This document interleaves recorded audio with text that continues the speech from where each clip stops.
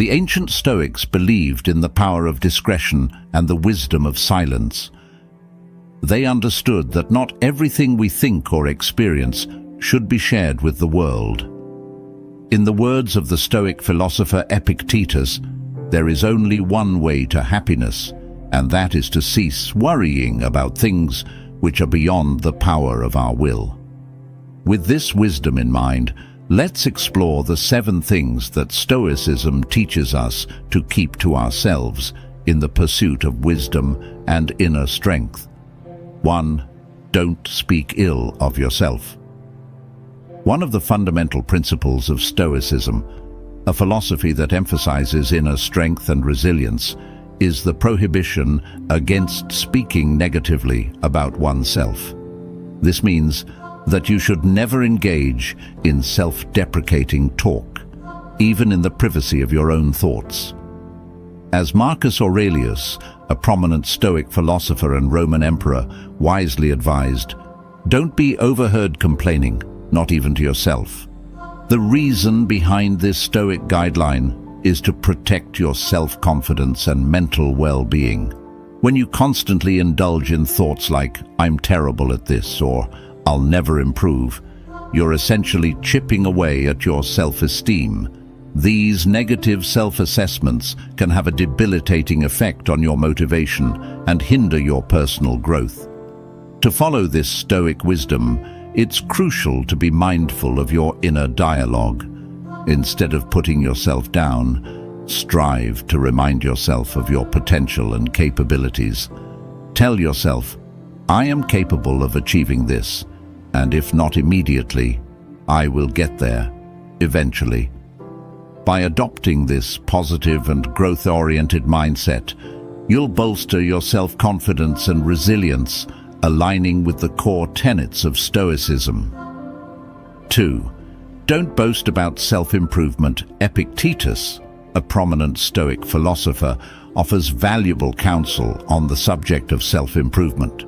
He wisely suggests that when we strive to become better individuals, we should do so with a sense of humility and discretion. This means refraining from loudly proclaiming our efforts and accomplishments to the world. Instead, we should allow our actions to be the true testament of our growth.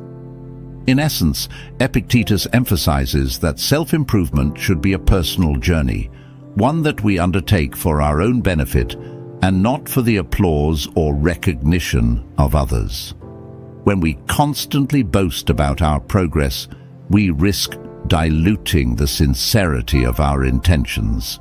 It's like announcing our goals before achieving them, which can inadvertently reduce our motivation and commitment. Epictetus encourages us to follow the age-old adage, actions speak louder than words. This means that the real measure of our self-improvement lies not in the grandiose declarations we make, but in the tangible changes we manifest in our behavior, character, and mindset. True growth is demonstrated through our actions, the way we treat others, the wisdom we impart, and the virtues we embody. The key takeaway is that self-improvement should be a silent and steadfast pursuit. Instead of broadcasting our intentions, we should work diligently in the background, focusing on our personal development. By doing so, we allow our results to naturally shine through and inspire others. People are more likely to be influenced and impressed by the tangible improvements they witness in us, rather than by the empty words we speak.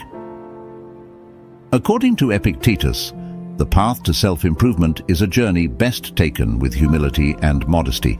We should let our actions and results do the talking, as this is the most genuine and impactful way to inspire and influence those around us. 3. Don't be a glutton. Musonius, a prominent Stoic philosopher, offers valuable guidance on the importance of practicing moderation in all aspects of life, with a particular emphasis on our eating and drinking habits. His wisdom highlights that excessive indulgence can lead to adverse consequences, including physical and mental burdens and a faster burnout. The Stoic philosophy emphasizes the significance of discipline and self-control as fundamental keys to success, not only in our professional endeavors, but also in the broader spectrum of our lives. This means that the virtue of moderation is not just a mere suggestion, it's an essential principle to embrace. Imagine a pendulum swinging. On one extreme, we have overindulgence, eating or drinking excessively. This path may provide momentary pleasure, but it ultimately burdens both our bodies and minds. Overeating, for example, can lead to physical discomfort, health issues, and the mental distress of guilt or regret. Similarly, overindulging in drink can result in impaired judgment and a loss of self-control. On the other extreme, we have extreme restraint or abstinence, which can be equally detrimental. This can lead to feelings of deprivation, frustration, and, paradoxically, may even contribute to a desire to overindulge later on. Musonius's wisdom advises us to find the balance in between, a middle path. Moderation is the key. Instead of stuffing ourselves to the point of discomfort, we should eat until we are satisfied. Instead of consuming drinks excessively, we should enjoy them in a way that enhances our experiences, not hinders them. The Stoic philosophy, as exemplified by Musonius, teaches us that moderation isn't just a virtue concerning food and drink. It's a universal principle that can be applied to every aspect of our lives. By practicing moderation, we exercise discipline and self-control, which are not only beneficial but essential for achieving success and maintaining a harmonious existence. So remember, in the grand orchestra of life, moderation plays a crucial role, harmonizing our actions and ensuring a more fulfilling and balanced journey. 4. Don't be a big mouth. Zeno, an ancient philosopher known as the father of Stoicism, once imparted a timeless piece of wisdom that continues to resonate in today's fast-paced, talkative world. He wisely said, "You have 2 ears and 1 mouth for a reason, so listen more than you speak." This deceptively simple advice holds profound meaning, urging us to reflect on the way we communicate and interact with others. In our modern era, where the clamor for attention seems louder than ever, it's become increasingly crucial to heed Zeno's counsel. The clamor often emerges from social media, meetings, and everyday conversations, where everyone strives to have their voices heard. However, in the quest to make our thoughts known, we sometimes forget the immense value of active and attentive listening. Listening is an art that requires more than just the absence of noise. It's about giving someone your undivided attention, about tuning into their words, emotions, and unspoken cues. When you listen, you offer a precious gift: respect. It demonstrates that you value the speaker's thoughts, feelings, and experiences. In a world full of noise, being a good listener sets you apart, and it's a testament to your empathy and consideration. When you listen, you create a space for meaningful connections to form. People feel heard, understood, and valued, leading to stronger bonds and more effective communication. Whether you're in a personal or professional setting, being a good listener can enhance relationships, foster collaboration, and promote a sense of trust. Moreover, listening also provides you with the opportunity to learn and grow. By actively engaging with what others say, you can gain new perspectives, insights, and knowledge. Listening becomes a source of personal development and a pathway to making informed decisions. Zeno's age-old advice remains as relevant as ever. You have 2 ears and 1 mouth for a reason, so listen more than you speak. In a world where self-expression often takes center stage, being a good listener is an act of mindfulness, respect, and wisdom. So the next time you find yourself in a conversation, Remember the power of listening, and you'll discover a profound connection with others and a path to personal and professional growth. 5. Don't be too focused on the future. In the philosophy of Stoicism, there is a profound lesson about the importance of not becoming overly fixated on the future.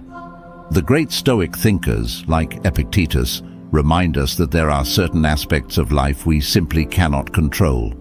Worrying about things that lie beyond our control, such as events that might happen in the future, events that have already transpired in the past, or the thoughts and actions of other individuals, can be a source of unnecessary stress and unhappiness. Epictetus, a prominent Stoic philosopher, emphasized that the key to finding genuine happiness lies in letting go of our preoccupation with matters beyond our power. He famously said, "There is only one way to happiness, and that is to cease worrying about things which are beyond the power of our will." Here's a breakdown of what this Stoic wisdom means. 1. Accept the limits of your control. It's vital to recognize that you cannot dictate every aspect of your life. Some events are simply beyond your influence, and no amount of worry or concern will change that. For instance, you cannot control external circumstances, the behavior of others, or the future's uncertainty. 2. Focus on the present. Instead of dwelling on the past or getting anxious about the future, Stoicism advises us to concentrate on the here and now. Your power to act and make choices is confined to the present moment. By doing your best in the present, you can shape your future in a positive way. 3. Choose your reactions. The Stoics stress the importance of controlling your reactions and attitudes. While you can't control external events, you can always control how you respond to them. This self-mastery allows you to find peace and contentment in the face of life's uncertainties. 4. Reduce unnecessary stress. Constantly worrying about what might happen in the future is a recipe for stress and anxiety. Stoicism teaches us to accept the unpredictability of life and to embrace it rather than resist it. By doing so, we can reduce our mental burdens and live with greater tranquility. The Stoic philosophy encourages us to let go of excessive concerns about the future and focus on what we can control. This approach can lead to greater happiness, resilience, and a more peaceful state of mind in alignment with the wise words of Epictetus. 6. Don't be ungrateful. One crucial aspect of our interactions with others is the way we express gratitude or its opposite, ingratitude. It is essential never to communicate that you don't appreciate anything, for life itself is a remarkable gift, and we should embrace it with gratitude for every single moment we are granted. As the ancient philosopher Epictetus wisely stated, he is a wise individual who refrains from grieving over the things he lacks and instead finds joy in those he possesses. This timeless wisdom teaches us to always acknowledge and be thankful for the blessings in our lives. In simple terms, being ungrateful means not recognizing or showing appreciation for the good things that come our way. It can manifest in various forms, from overlooking the kindness of others to taking our daily comforts for granted. Practicing gratitude is a way of acknowledging the positive aspects of our lives and the efforts of those who contribute to our well-being. When we express ingratitude, we risk alienating ourselves from the people around us. It can lead to misunderstandings, hurt feelings, and a strained social atmosphere. In contrast, expressing gratitude fosters positive relationships and creates an environment where people feel appreciated and valued. So, in your interactions with others, always remember the importance of being thankful. Cultivate a habit of expressing gratitude for the acts of kindness, the opportunities, and the blessings that come your way. By doing so, you not only foster positive relationships, but also enrich your own life by recognizing the beauty and goodness that surrounds you. 7. avoid complaining for a happier life.